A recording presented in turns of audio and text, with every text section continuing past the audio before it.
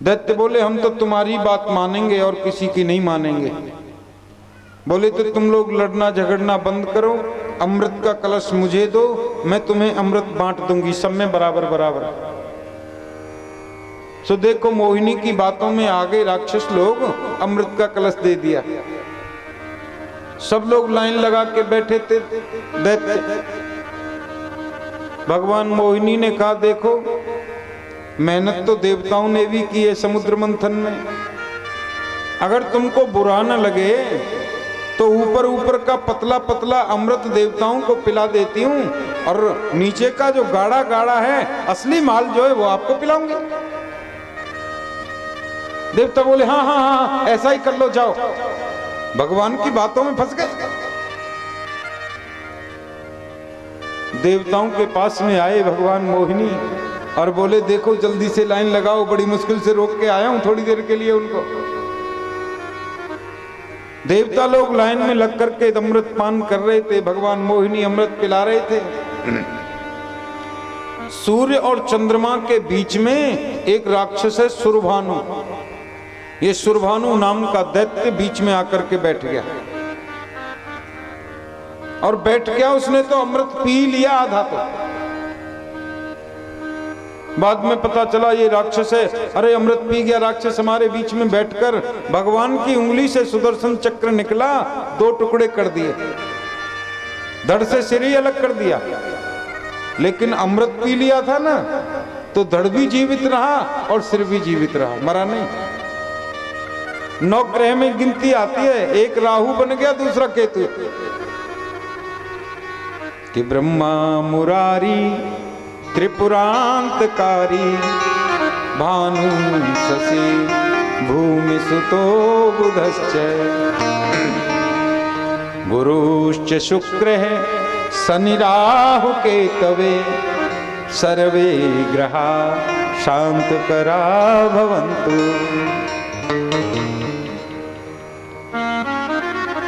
देवताओं ने अमृत पी लिया। राक्षसों के राजा हैं बलि।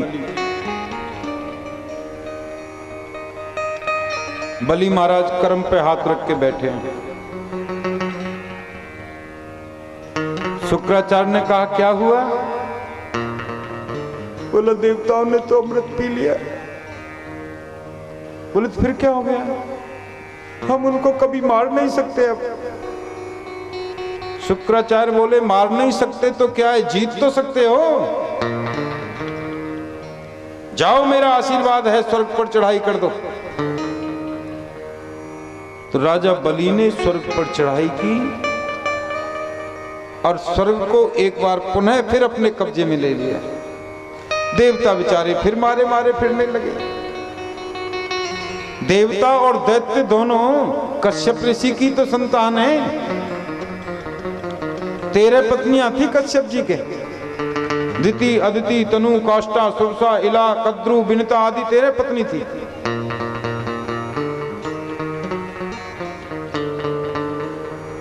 अदिति जो देवताओं की माता है, भगवान कश्यप से बोली मुझे एक ऐसा पुत्र चाहिए जो मेरे पुत्रों का राज्य वापस दिला दे, देवताओं का राज्य। कश्यप जी ने कहा उसके लिए तो तुम्हें पयोव्रत करना पड़ेगा। फाल्गुन मास में प्रतिपदा से लेकर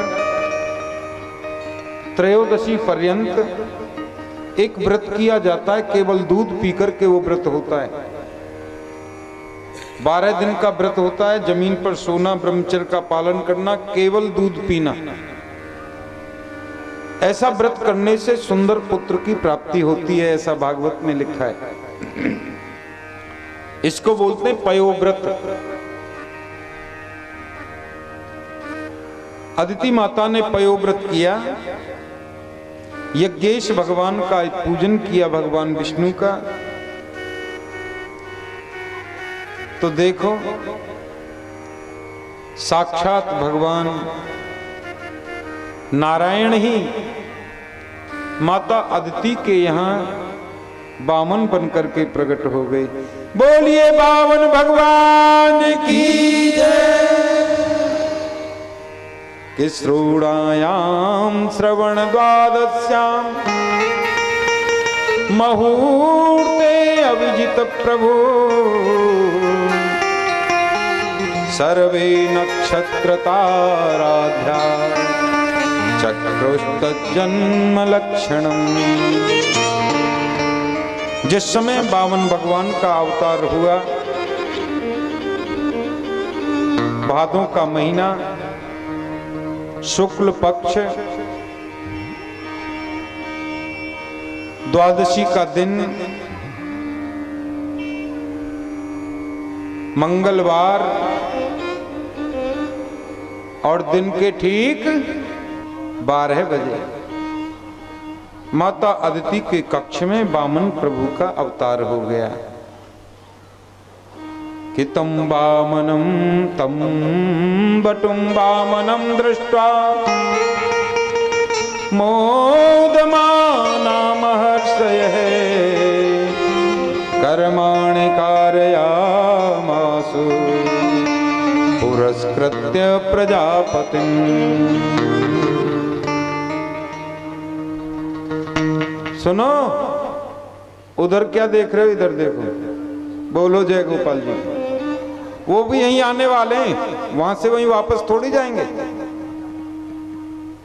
लेकिन बीच में थोड़ी देर विश्राम करके आएंगे। अभी थोड़ा समय तो लगाएंगे स्टेज तक आने में, क्योंकि छोटे लाल जी हैं साथ में।